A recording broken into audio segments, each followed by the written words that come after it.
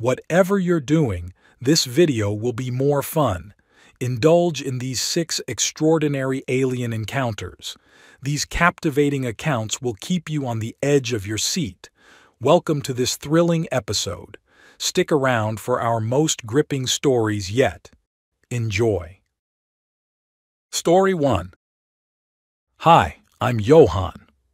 After watching your video about the strange experience the couple Marlies and John had on the south coast of South Africa, I felt compelled to share my own story. Back in the early 1990s, I often explored the mountains of the Western Cape province of South Africa. Me, my brother, and our spouses were often seeking adventure and new experiences. One particular hike stands out as a particularly strange and memorable experience. It was just the 4 of us, myself, my wife Cecile, my brother Rudolph, and his wife Mariska. We embarked on a hike up a remote creek on a farm nestled in one of the lesser populated valleys of the region. Our goal was to reach a cave high up in the creek known for its ancient Khoisan rock paintings. We were eager to view the paintings and explore the depths of the cave, which was rumored to be largely unexplored, with its true depths unknown. Because that entire section of the mountain is on private land, very few people have ever ventured up there. The farm has been in one family for many generations, and the story within their family is that the creek is haunted. Accessing the creek is not easy. One must navigate through a narrow valley which is an offshoot of the main valley. This small valley, which the farmer did not cultivate, was a beautiful, natural environment. This valley eventually narrows into a creek with many boulders and rock pools acting as obstructions. As you ascend further, it becomes even narrower and climbs at a steeper angle as it winds through the mountain. Getting to the creek was hard enough, but going up it was said to be quite arduous and sometimes perilous. The creek was thus truly remote and difficult to access. We were granted special permission from the owner to explore the creek, although he warned us that his family hadn't ventured up there for at least 3 decades due to strange occurrences. He was reluctant to elaborate. Among the local people of color, there is a tale passed down from their forefathers, the Khoi people, a group similar to the San people of the Kalahari. They believed that the creek was a sacred place where rituals were performed and sacrifices were made to the ancestral spirits who resided there. On the Friday night, we set up camp in the narrow, uncultivated valley before the creek, preparing for our hike up the creek the next day. On the Saturday, the weather was scorching hot, typical of summer days in the region. Despite the heat, the brook running down the creek had enough water to form several deep, cascading pools as we ventured further upstream. The creek itself was a marvel to behold, with steep walls rising up like upright cliffs. Along its course, the water formed numerous rock pools, each one incredibly deep. To continue our journey up the creek, we had to swim through these to then climb up rocks only to get to the next pool and so on. The environment within the creek was like stepping into a different world. With only a few short hours of the scorching African sun shining directly into the creek each day, the flora was lush and vibrant. Cape Dezes, with their bright red flowers, clung to the rock faces, adding splashes of color to the green foliage and ferns that adorned the cliffs. The constant trickle of water created a cool, moist atmosphere, shielding us from the sweltering summer heat outside the creek's confines. We were about 1/3 into the creek when we had a rather disturbing experience. We were suddenly startled by a piercing, high-pitched sound that seemed to reverberate through the air. It was so intense that it hurt our ears, and at the same time, our hair stood on end as if we were electrically charged. It was a bizarre sensation, leaving us feeling confused and concerned. We couldn't pinpoint the source of the noise or understand what could be causing this strange electrical sensation. This unsettling experience lasted for about 30 seconds, and we were somewhat relieved when it abruptly stopped, our hair returning to its normal state. However, our relief was short-lived as the same thing happened again, only this time the noise was even more intense and excruciatingly painful. It felt like it would never end, though it only lasted for about a minute and leaving us thoroughly shaken. My brother and his wife were particularly disturbed by the experience and insisted on returning to the camp. Despite the unnerving experience with the strange noise, Cecile and I were determined to press on. We had our hearts set on reaching the cave, fueled by our love for adventure as a couple.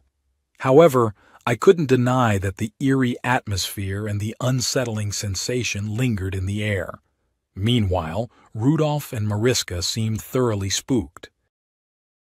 We reached a tentative agreement to continue a bit further, but if the noise were to start again, they insisted on turning back. As we trudged on for another 10 minutes or so, tension hung heavy in the air. Then, Cecile spotted something unusual, a trio of figures standing on a flat rock about 50 meters ahead of us. The sight of those figures sent a shiver down our spines. They bore a striking resemblance to the so-called gray aliens often depicted in popular media, although they appeared taller than the typical portrayal. Standing there, about a foot shorter than the average person, they emanated an eerie presence with their large black eyes and grayish skin adorned with strange green patterns. It was as if they were staring right through us, and we were frozen in place, unsure of what to do next. Mariska pleaded with Rudolph to turn back, her fear palpable in the tense silence that enveloped us. The sight of those beings brought us to a standstill, Mariska's pleas urging us to retreat ringing in our ears. Despite our trembling fear, Cecile and I were overcome with curiosity. She reached for her camera, but something compelled her to return it to her rucksack, a strange sensation coursing through us all. As one of the beings raised its arm, we felt an intense telepathic message urging us to turn back and return to our camp. It was a sensation so powerful that we obeyed without hesitation, pivoting in unison and retracing our steps. With each glance backward, the figures remained perched on the rock, their piercing stares following us until they faded from view. Once out of sight, we remained silent, each lost in our own thoughts, shaken by the eerie encounter. We hurried back to base camp, our resolve to stay another night evaporating in the wake of the unsettling encounter. We packed up hastily, leaving the remote valley behind us. We shared our experience with only a select few, knowing that others would dismiss us as crazy. In the years since, Cecile and I have often pondered the incident, wondering about the identity and purpose of those mysterious beings. However, I have to accept that we will never have answers to our questions. It has crossed our minds to revisit the creek, but I subsequently found out that the farmer has since passed away, and his son who inherited the property no longer allows hikers on the farm. Regards, Johann. Story 2. Howdy. We've been ranching cattle in Montana for 30 years. On a 2,000-acre spread, we raise top-notch Angus beef. Life's typically quiet and simple. Recently, though, we've had troubling events on the ranch. A few months ago, while checking the herd, I found a dead cow in the pasture. Initially, I suspected a predator, but closer inspection revealed a gruesome scene. The cow was mutilated. Parts were cut out. These were very neat, clean cuts. No blood was present, which unnerved me. I've seen my share of dead animals, but never anything like this. I was puzzled and a bit scared. Who or what could be responsible? After the initial incident, things worsened. Every few weeks, another cow would be found mutilated in the same eerie manner. Eyes, tongues, and other parts were missing. Surgical cuts, no blood. This pattern extended to the neighboring farms, leaving us all terrified and questioning. In all, only 4 farms were affected. My neighbors and I speculated about everything from cult activity to government experiments. One even mentioned aliens, though at first the rest of us dismissed the latter as absurd. Despite vigilant nighttime surveillance, no culprit could be found. We became fearful. It felt like we were being watched. One morning, after finding another cow mutilated, I noticed strange marks around the carcass. Odd patterns in the dirt, not hoof prints or tire tracks. Nearby, some sticky substance on the ground, strange color, almost glowing. I couldn't recognize it from the farm. The sheriff took samples, but no word back. The whole thing was getting very weird. We were feeling helpless, unable to explain or protect our livestock. One night, it got stranger. Out checking on the animals, I saw unusual lights in the sky. Not like stars or planes. They moved oddly, changing colors. Strange sounds followed, starting as a low electrical hum, then louder and unsettling. Not familiar machinery or animals. Felt like it came from everywhere, making my neck hairs stand up. I tried following lights and sounds, but they kept moving, like a game. I couldn't figure it out, and it left me uneasy. My farm felt unfamiliar. I couldn't shake what I'd seen and heard. I was consumed by my thoughts day and night. I simply had to uncover the truth. I stayed up late, watched the skies, walked the fields for clues. My neighbors resigned to the phenomena and said I should do the same, but I couldn't. My farm was getting hit at a much higher rate than theirs. Each of them had only lost 1 cow by the time I lost 4. The sheriff advised me to focus on ranching, but I refused to let it go. I felt he was not doing his job. This was my livelihood. I needed answers. I set up cameras and motion sensors, but they only captured mundane activity and sometimes static. One night, everything changed. The lights appeared brighter and closer. I felt a strange pull, compelled to investigate. This time it was hovering very close to my house. Against my better judgment, I approached it. Suddenly, everything went dark. I felt a cold grip on my body, like invisible hands holding me tight. I couldn't move or shout. The next thing I knew, I was inside some kind of room. It was filled with bright lights and strange noises. I couldn't understand what was happening, but I could feel a presence all around me. I saw figures moving, but they didn't look human. They were tall and thin with big, dark eyes. I couldn't speak or move, just watch in horror as they did things I can't even describe. At some point, I passed out. When I came to, I was lying on the ground, on a field somewhere on a neighbor's farm. It felt like I'd been gone for hours, but it was still the middle of the night. My watch was broken, and my head was pounding. I was terrified and confused. My body ached all over and my mind was racing. I knew I had been taken by something beyond this world, and I didn't know if I'd ever be the same again. I stumbled back to my house, my mind racing. My wife was frantic, saying I'd been gone for hours. She wanted to call the sheriff, but what could I say? That I'd been taken by aliens? Who would believe that? Days went by, and I tried to piece together what happened. But my memories were jumbled, like a bad dream I couldn't quite remember. There were flashes of light, strange faces, and cold metal tables. I knew something terrible had happened, but it was like trying to remember smoke. I tried to go back to my normal life, but nothing felt the same. I kept looking over my shoulder, afraid they'd come back.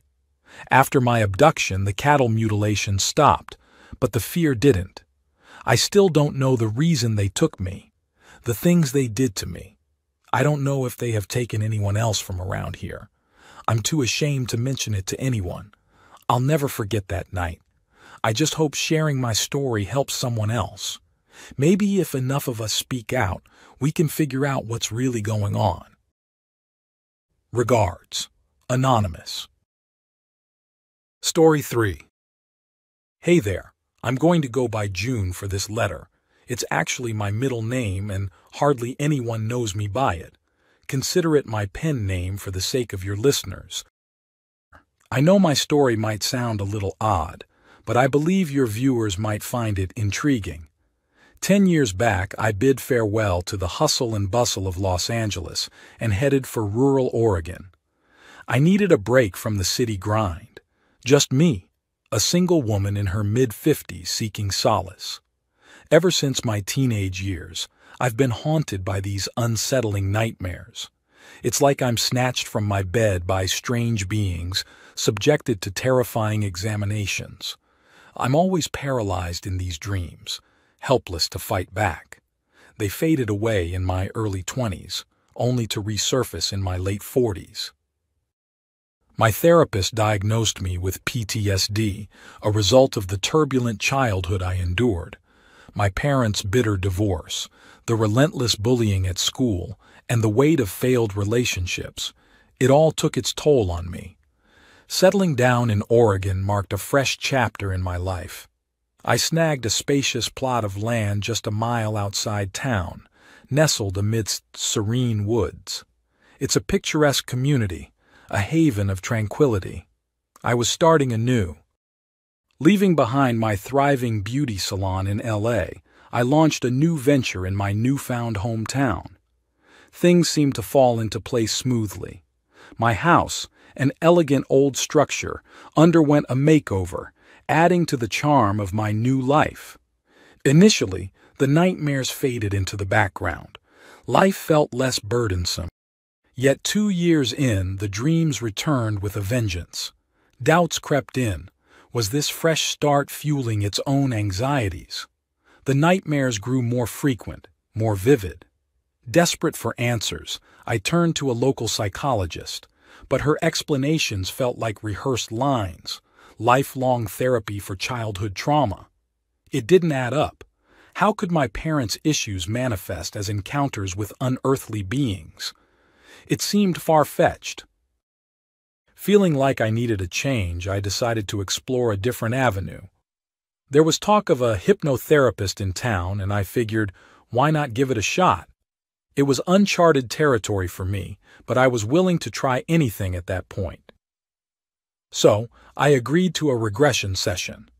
Let me tell you, what unfolded during those sessions was beyond anything I could have imagined. It's hard to put into words, really. I know it might sound outlandish, but bear with me. Under hypnosis, I unearthed memories of being abducted by aliens since I was just a kid. Yeah, you heard that right. Abducted by extraterrestrial beings. They'd whisk me away to their craft and subject me to all sorts of unsettling examinations and experiments. It was downright agonizing. The hypnotherapist urged me to embrace whatever emerged during these sessions, to not question it but to explore it. And each time I delved deeper, more details surfaced. It was like peeling back layers of a nightmare I'd buried deep within my subconscious. Needless to say, it took a toll on me. I felt like I was spiraling into a crisis. So I upped my sessions, seeing him twice a week for 2 weeks in a row. And just when I thought things couldn't get any stranger, they did.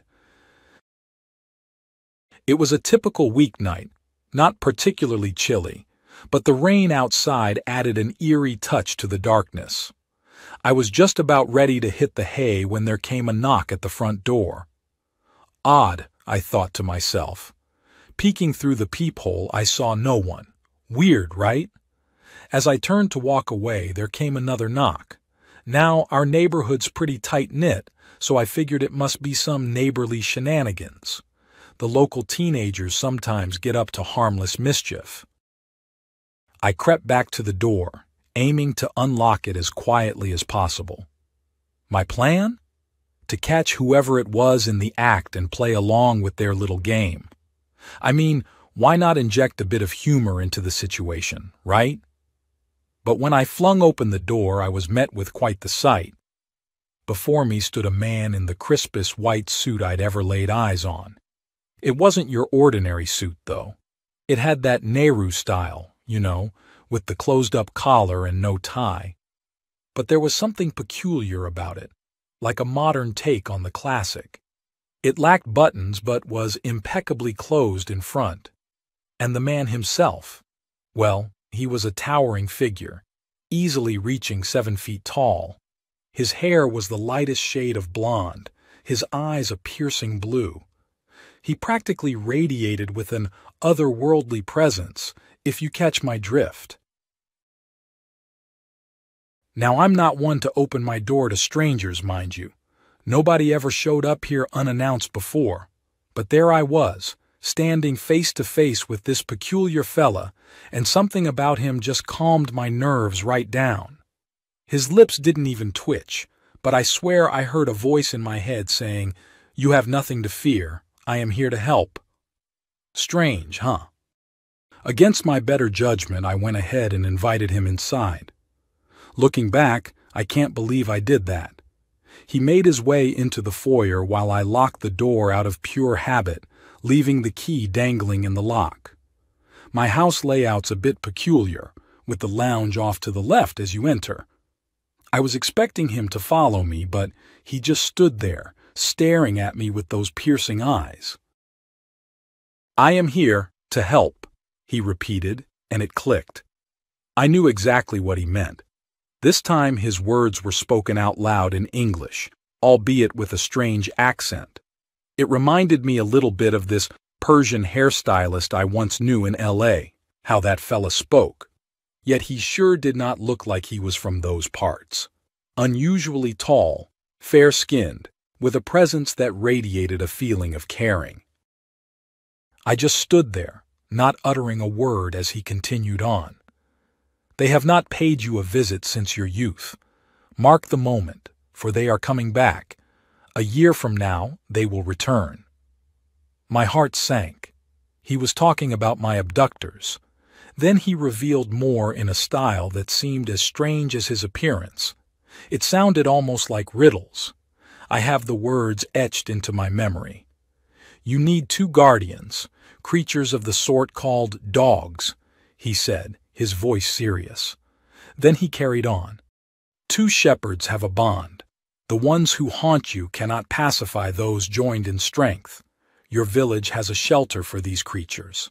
2 are waiting for you. Go tomorrow and bring them home. You have 1 year. Bring your heart to theirs. They must sleep in your room." A quick message from our channel. Your support is vital for our success. By subscribing and hitting the like button, you help us continue bringing you these eerie stories. Your ongoing support means everything to us. Now let's jump back into June's captivating tale. And then he hit me with this. "If the shepherds succumb, turn to prayer. The gray ones will not stand against the call to the higher one." Prayer, I thought. I hadn't practiced religion in decades. But in that moment, his words resonated with me, despite their strangeness. Desperate for answers, I blurted out, "Who are they? Why are they doing this to me?" His response was cryptic. "Explanations cannot do. Nothing you can understand. Their goal is not to harm, but causing terror or not does not concern them. Their manner is the problem." "Why are you helping me?" I fired back. His answer was simple yet profound. "You and I have a connection. They cause too much terror. I am helping you." Before I could inquire further, he said in a gentle, almost childlike tone, "I am thirsty." Realizing I hadn't offered him anything, I hurried off to the kitchen to fetch a glass of water. To my utter surprise, when I returned to the foyer, he was gone. Nowhere in sight, not even in the lounge. I searched the entire house, top to bottom, but there was no trace of him. The front door was still locked, just as I'd left it. And I didn't hear a single creak, not even from the patio doors, which were also locked from the inside. It was a perplexing mystery. He had simply vanished into thin air. Feeling uneasy, I eventually went to bed. The next morning, I called my second-in-command, telling her to take charge of the shop. I wasn't going in. Instead, I headed straight to the local animal shelter. And wouldn't you know it, there they were, just like he said. 2 shepherds with a bond. It was a German shepherd and one of her pups who was already 2 years old. Their previous owner had recently passed away, leaving the loyal companions in need of a new home. Without a moment's hesitation, I knew what I had to do. I adopted both of them on the spot, determined to give them the love and care they deserved. Over the following year, I formed a deep bond with these 2 dogs, Venus and Rex. I spent nearly all my free time with them. They became my constant companions, sleeping by my side every night. I grew incredibly attached to them. I even splurged on an SUV so they could join me on my adventures. We became a family. In addition to my newfound canine companions, I found myself reconnecting with my religious roots. I started praying again, engaging in heartfelt conversations with the Lord. It was my way of reaffirming my faith. It had been about a year since my strange visitor made his presence known. One night, I was jolted awake by a sharp flash of light from outside. Both dogs were on high alert, their senses keenly attuned to something amiss. As my eyes adjusted to the darkness, I noticed Rex's bared teeth as he growled menacingly, a primal warning to any intruders. My bedroom door was slightly open, granting me a view down the hallway from where I lay in bed. An unsettling sense of approaching danger tingled in the air, sending shivers down my spine. Swiftly, I sat up, my heart pounding in my chest as I fixed my gaze down the corridor.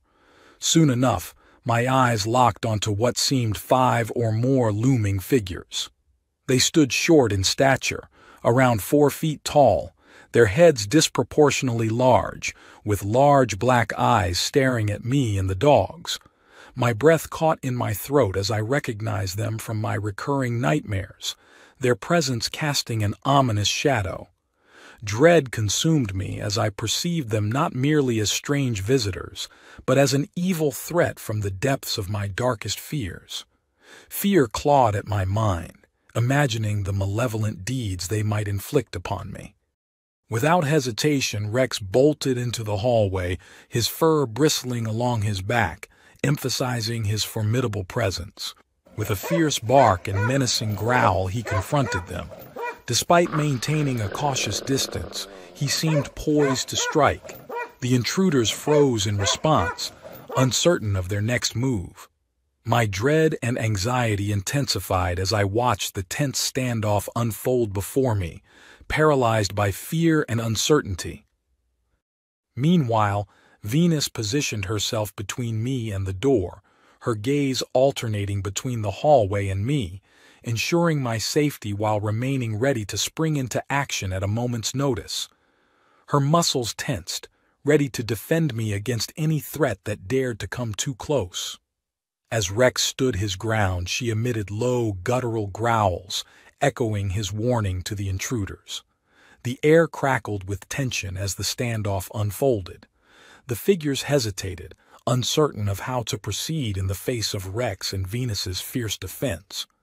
Despite their apparent intent, they remained frozen in place, their advance halted by the fearless determination of my loyal companions. Desperate for help, I reached for my mobile only to find it lifeless in my hand. I tried to switch on my bedside lamp, but it too was dead. In my terror, I realized I couldn't wait for the figures to approach Rex and Venus. I began reciting the Lord's Prayer, but halfway through, I found myself simply talking to my Creator, saying, "Look, you and I have become very close. Now is the time I need your help." I said it aloud, holding my hands together in prayer, while I stared intently at the figures down the hallway. Then something incredibly strange and amazing happened. I watched as they walked backwards, retreating from the hallway into the foyer until they vanished from sight. The dogs ceased their barking. Rex emitted a few more growls, then fell silent. Suddenly there were two flashes of light from outside, and the next moment my bedside lamp and mobile phone turned on. I realized I had left them switched on when I tried them earlier, even though they had no power. The dogs still seemed a bit startled, but they were no longer barking or growling. I called the cops. When they arrived, I simply told them there is an intruder. They searched the entire house but found nothing and nobody. There was only me and the dogs. It's been 5 years since that incident. I haven't had any visitations from the abductors or the strange tall white man again. Venus is getting on, and Rex is now 7 years old. Recently, I also adopted 2 Rottweiler puppies, a brother and sister. It's kind of funny, but these days my house is like a kennel. I don't think I'll ever be without dogs again. Anyway, that's my absurd story, and you probably think I'm crazy. But believe me, it really happened. Either that or I am totally crazy. Sincerely, June. Story 4. Hi there. A few years back, I worked at an Antarctic expeditionary base. Since then, I have emigrated from my country of birth. Yet, in writing this letter, I must be cautious about sharing information. If I still lived there, I would not be sharing even this sanitized version of the story. Just to be on the safe side, I won't disclose our nation's expedition or specific details. Several nations have bases in Antarctica, most with security personnel for unforeseen events despite no official military presence. I was one of 2 security staff at our nation's Antarctic station, recruited from National Special Forces. It was unusual for someone from our unit to be sent there. My instructions were to keep an eye open for anything strange and support the 2 existing security officers. I was issued auxiliary arms, including 3 automatic combat rifles. The other officer was a scientist with Army training. For the duration of my stay, he would be under my command. We often joined scientific field trips. During a field trip by helicopter to a distant mountain range for rock samples, we encountered a strange disc-shaped craft flying alongside us. Upon landing, it swiftly departed. Upon our return to the base, we reported the incident to the expedition leader, who appeared unsurprised but agitated. 3 days later, during a dark and snowy evening, the radar operator detected something landing near the station. I armed myself and headed out, where I encountered the expedition leader, who indicated the visitors were there to meet with him. I objected, demanding to know about the visitors, but he avoided the question. Insisting on following, I stayed about 10 meters behind him as we ventured into the storm. We encountered 2 strange individuals. With their blonde hair and fair skin, they looked like they were from Northern Europe, though they were too tall even for people from those parts. At about 8 feet tall, they were clad in tight blue suits of a strange design. In the light of the expedition leader's electric lantern, their brilliant blue eyes were unmistakable. They remained silent as the expedition leader conversed with them, gesturing as he usually does. I never saw the strangers speak, leaving me clueless about the meeting's purpose. After a brief encounter, we returned to the base and they departed. The expedition leader insisted on secrecy. We officially reported a radar glitch, though the operator disagreed. The following day, expeditions to the valley were halted. That night, I received an email from our capital city instructing secrecy and readiness for any potential threat. The next day, a large American naval helicopter arrived unannounced, with heavily armed personnel, sparking concern about their intentions. Our nation is neither allied with nor an enemy of the U.S., so it was surprising when we were instructed to arm ourselves.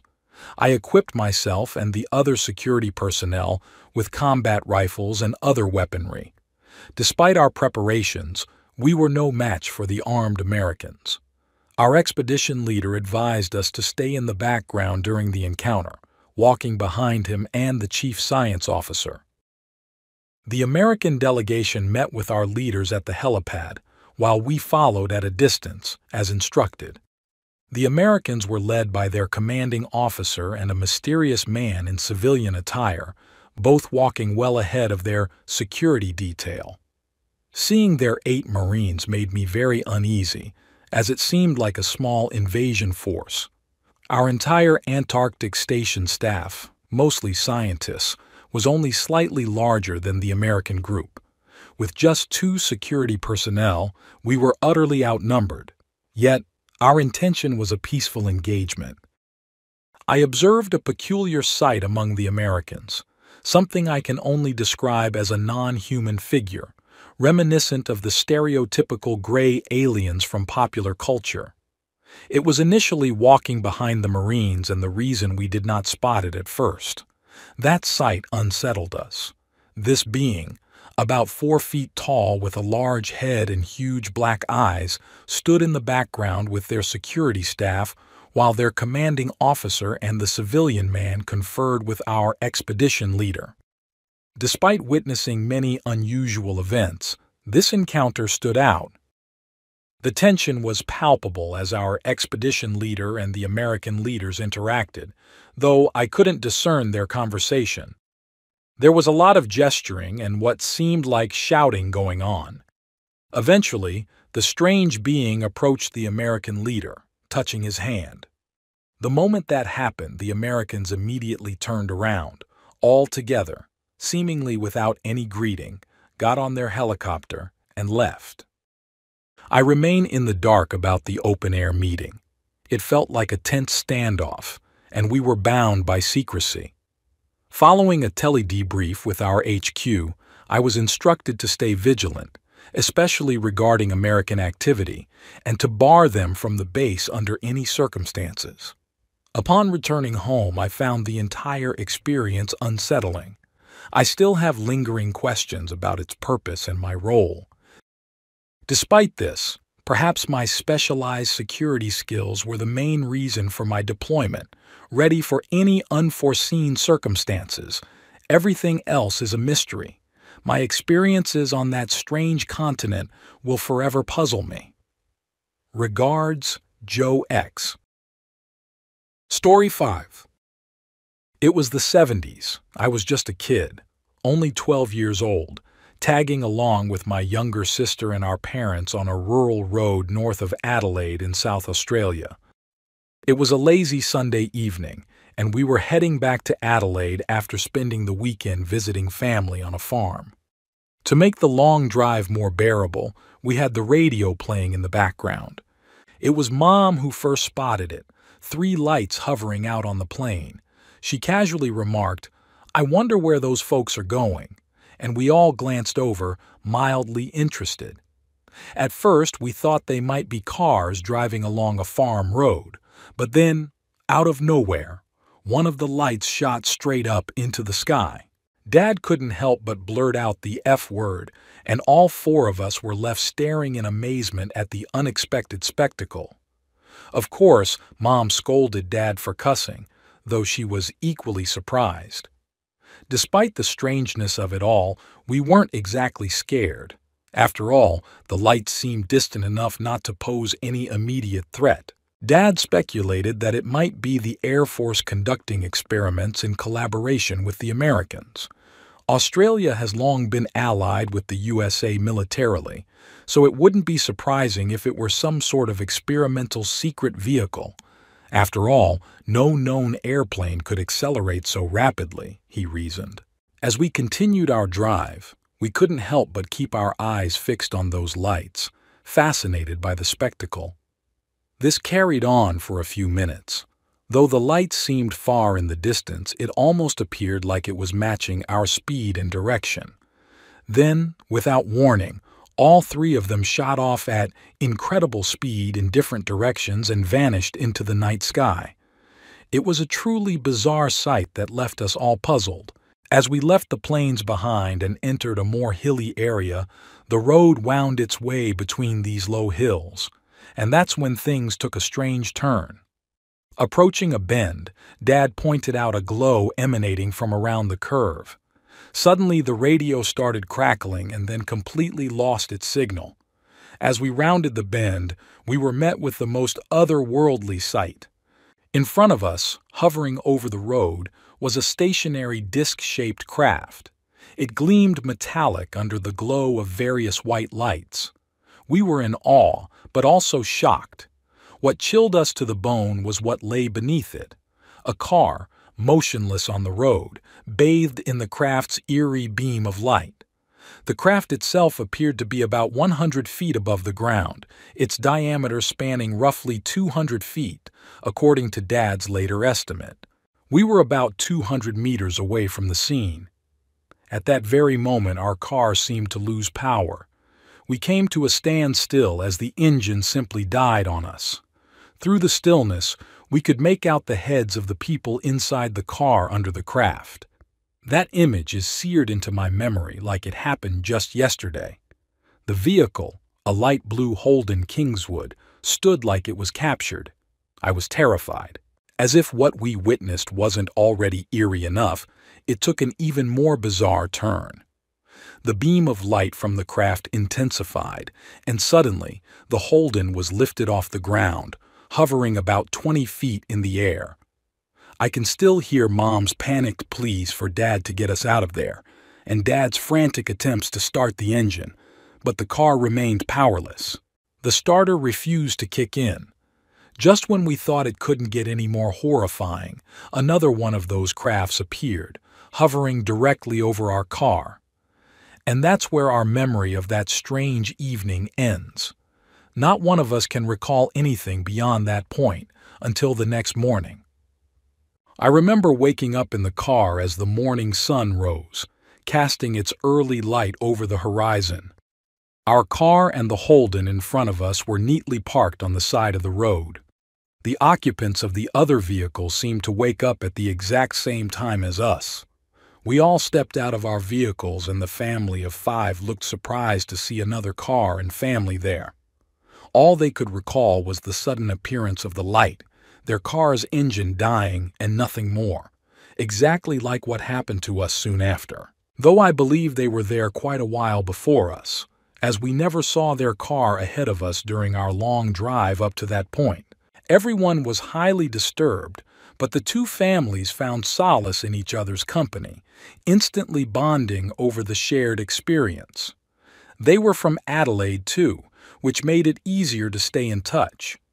Eventually, my dad and theirs decided to keep the story from the press to protect their careers and families.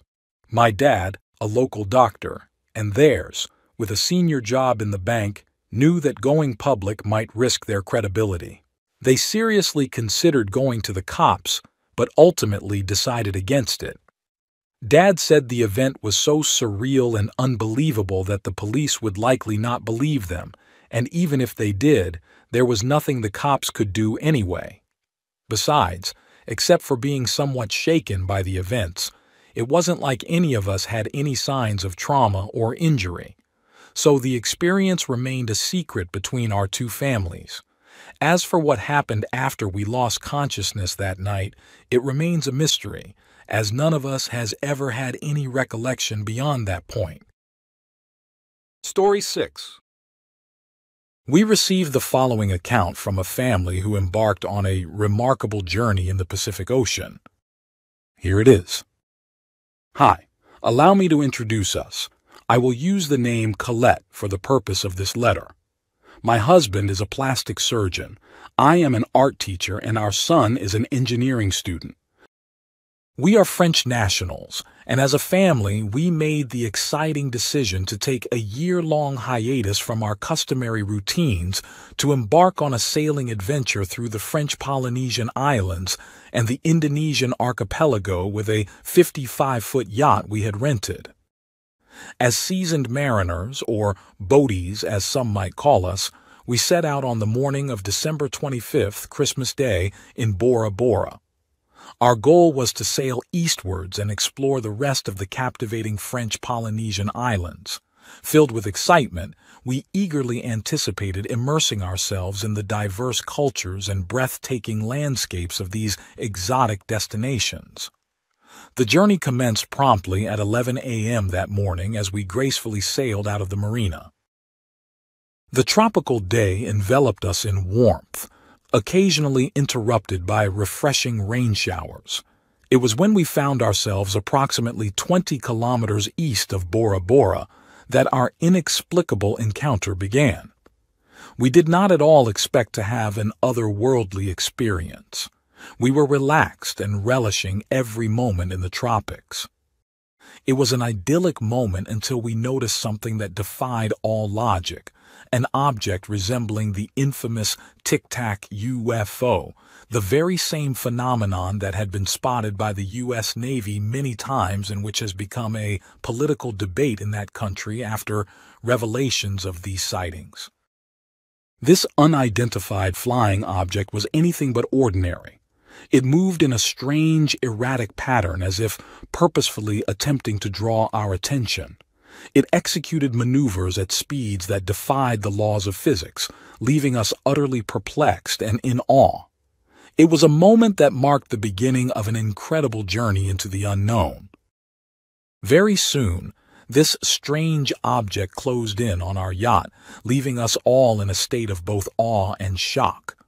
In a matter of moments, it was hovering right beside us, mere meters away, and merely a couple of meters above the water's surface. It presented a pristine white exterior with a subtle sheen, and while it appeared seamless, every so often, lines of light would ripple across its surface, casting an ethereal glow. It emitted a barely audible, high-pitched electric hum that resonated through the air.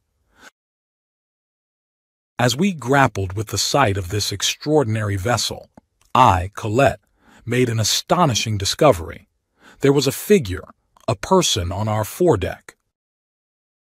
There she was, a real person or being, standing on the foredeck looking towards us.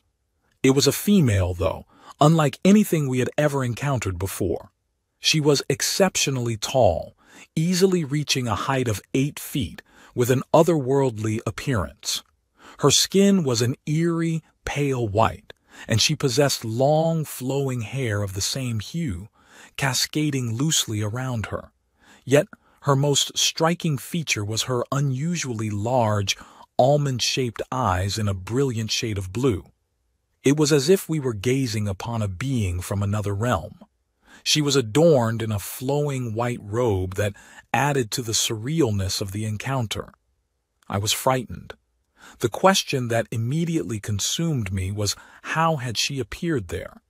We had witnessed no one exiting the craft, and the sheer astonishment threatened to overwhelm me entirely.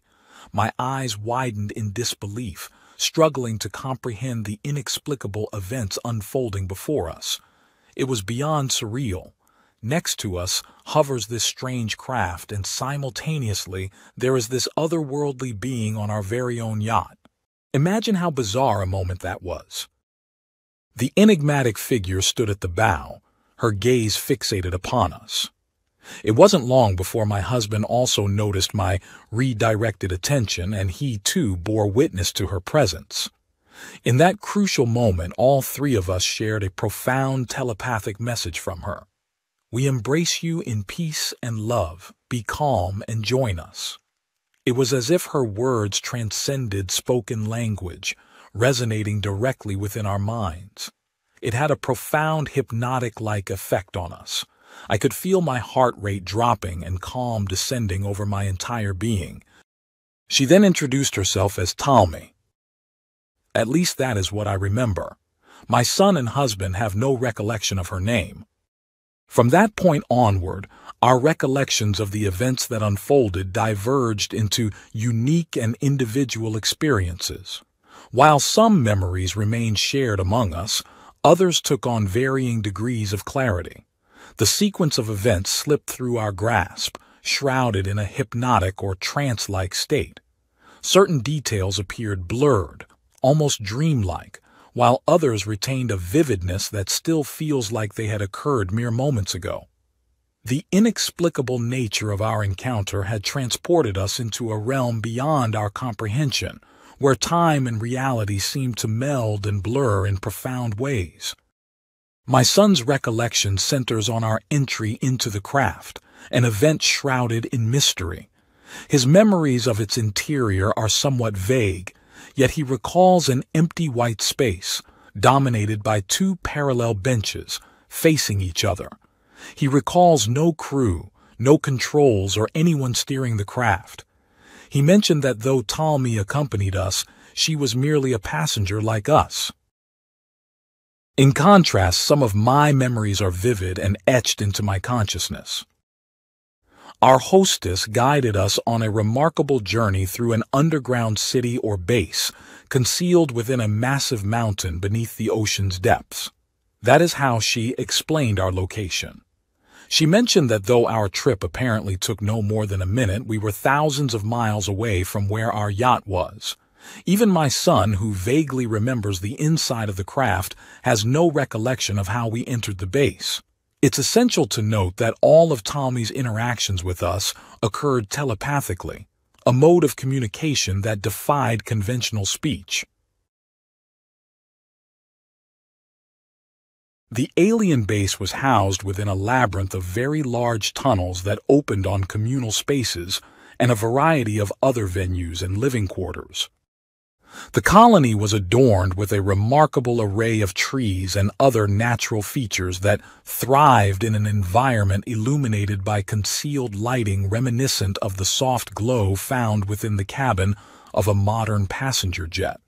Every aspect of this subterranean colony bore the same characteristic material, an off-white, almost pink substance with a matte surface.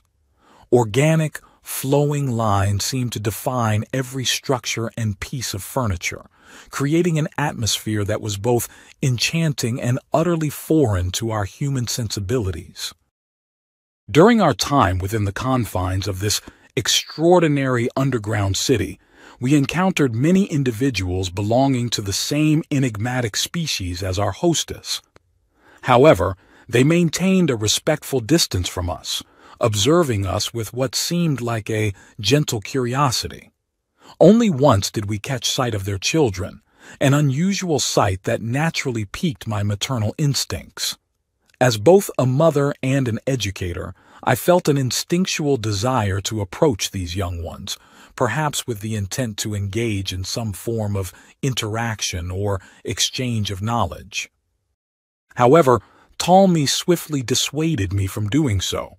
It became evident that they were intentionally keeping the children away from us, and our hostess's unspoken message was clear. There were boundaries and limitations to the interaction we were allowed to have during our brief stay in their realm. My husband, being ever the pragmatic and responsible one, couldn't help but voice his concern about our yacht during this extraordinary encounter. However, Talmi, in her calming presence, assured him that our vessel was well taken care of and would be waiting for us in the same condition when we returned. With this reassurance, he was able to set aside his immediate worries about the yacht. Naturally, he was inquisitive and sought answers to some of the most pressing questions that were undoubtedly on our minds. He wanted to know the purpose of our visit and the origins of our enigmatic hosts.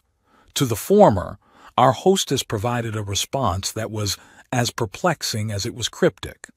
She explained that our experience was merely the beginning, part of a subtle process aimed at integrating their presence into our awareness. It seemed they were orchestrating a gentle introduction, allowing select individuals to glimpse their reality.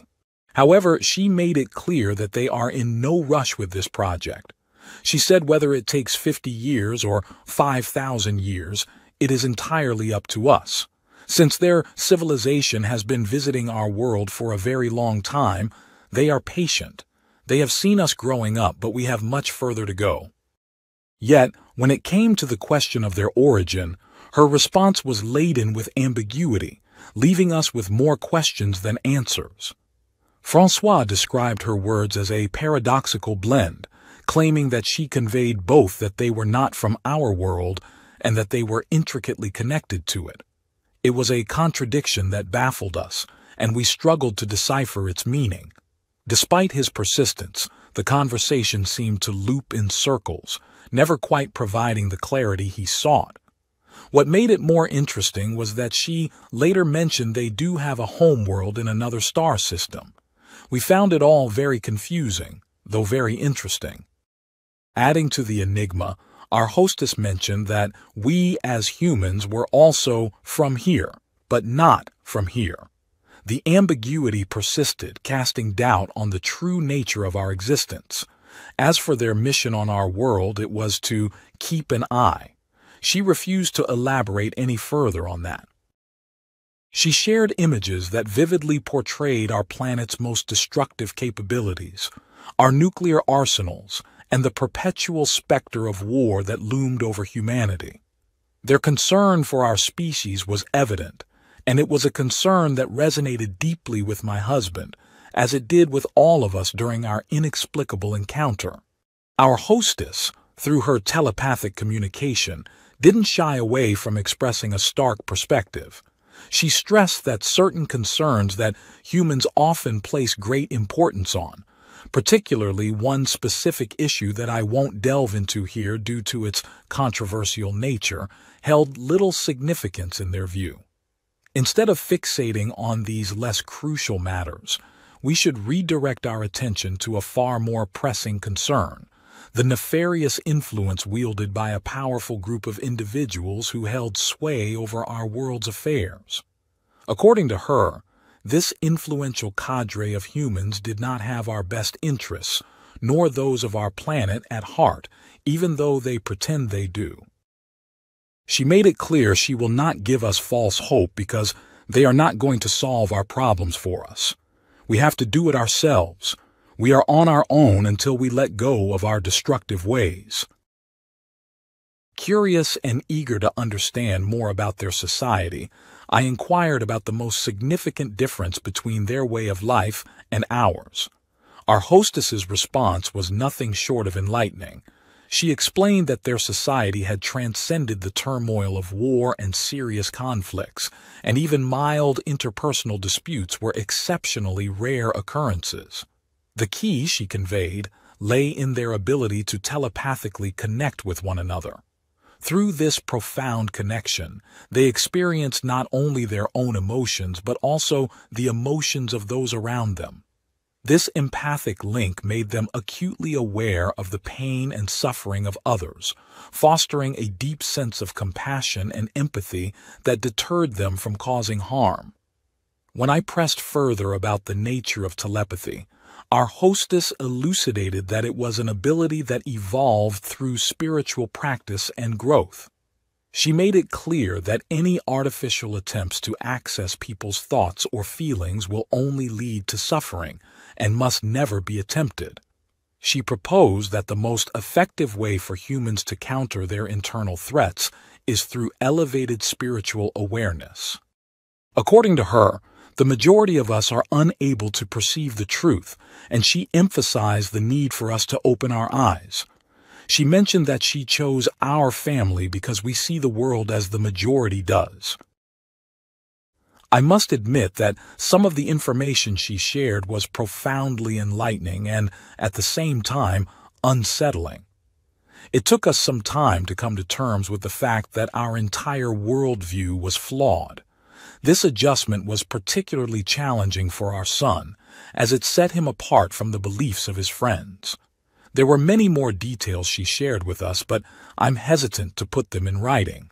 As an art teacher, I couldn't help but inquire about the lack of traditional art or decorations in their physical spaces, aside from plants and water features. She explained that they have fundamentally different interpretations of art and aesthetics. To illustrate this, she shared a telepathic image of their art with me. However, it was utterly incomprehensible to my human mind. I don't even know how to explain what I saw. She clarified that their art exists on a purely conscious level, and at a level of abstraction beyond the mental capacity of humans. Throughout the entire experience, she exuded friendliness and radiated an aura of calmness and caring towards us. We never felt threatened during our encounter. I distinctly recall us being led to a room as they gradually dimmed the lights in the colony. It was a space designed for rest, featuring 3 beds of similar soothing organic shapes found in everything else throughout their environment. Given what we experienced and the environment we found ourselves in, it was unimaginable that we would be able to sleep. Yet, I remember each one of us sitting down on a bed and Talmi saying, "Sleep well," and that is where our recollection of the encounter ends. Waking up the next morning was almost as much a shock as when we encountered Talmi the first time. When we awakened, we found ourselves in our beds in our yacht, as if nothing strange had happened. I never thought I'd find it disturbing to wake up in my own bed. I understand that our story may sound unbelievably surreal, as it does even for us. The profound impact of this experience has left an indelible mark on our lives. While my son rarely speaks about it, the transformation in him is evident. He has become more grounded, and our values as a family have undergone a significant shift. My husband and I frequently discuss the event, but until now, we've only shared it with our closest friends. We feel that platforms like this one provide the opportunity to share our story as our hostess may have intended. While we're open to sharing our experience, we prefer not to be publicly identified. However, there is another profoundly unsettling aspect of this entire ordeal that I've deliberately saved for last. When we ascended to the deck the morning after our alien encounter and found ourselves back on the yacht, we were met with a shocking revelation. Our yacht was moored in the exact same berthing space where we had left it on the morning of the 25th, before our inexplicable experience. It was as though we had never left the marina. What made this revelation even more disturbing was when my husband powered up his laptop.